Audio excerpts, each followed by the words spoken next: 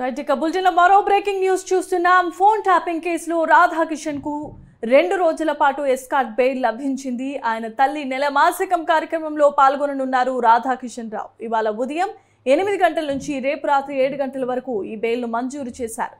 Phone tapping కేసులో నిందితుడిగా ఉన్న రాధాకిషన్ రావుకు ఈ సౌలభ్యం లభించింది.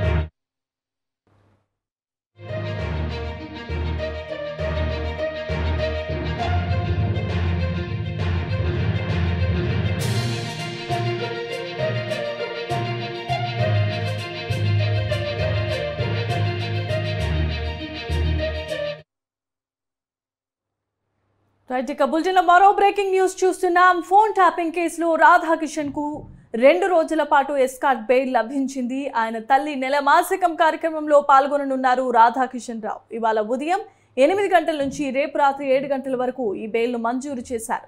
ఫోన్ ట్యాపింగ్ కేసులో నిందితుడిగా ఉన్న రాధాకిషన్ రావుకు ఈ సౌలభ్యం లభించింది.